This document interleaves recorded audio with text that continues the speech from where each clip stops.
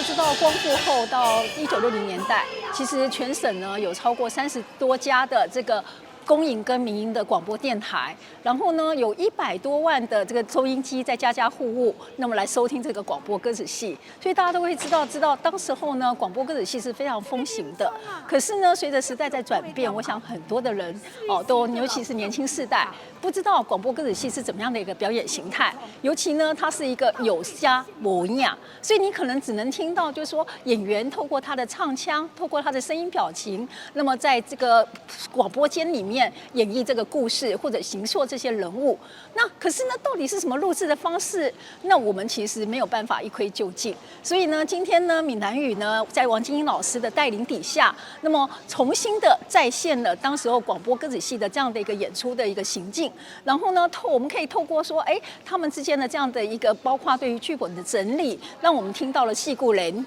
这样的一个优美的这样的一个咬字啊，或者行腔走韵啊。那么还有呢，包括了他跟文武场之间的默契。我的手势哦，我若比安尼咧，这里啊，这里啊对啊，这里啊，啊若比安尼，这多嘛，多嘛，啊若安尼， 10点啊。哦对哦对哦对哦对哦，透过一些行话，乃至于透过了各种的这样的一种卖药的广告等等，让我们真的去了解到广播歌仔戏那么的一个所谓的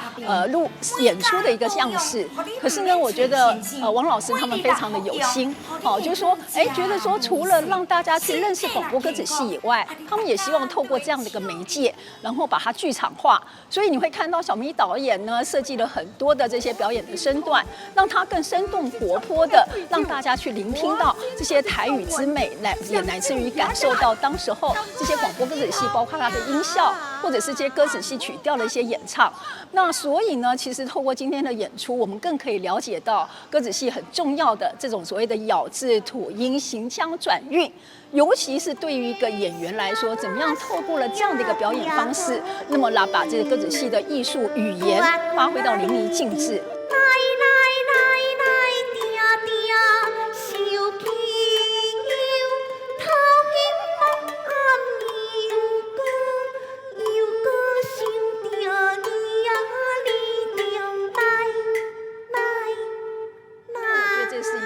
非常今天让我们惊喜，而且我们觉得收获满满的地方。所以呢，我们很希望是这样的一个活动，它更可以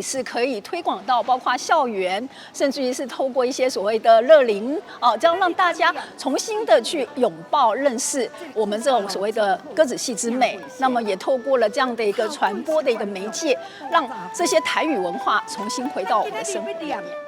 乾坤音，咱大家来听安。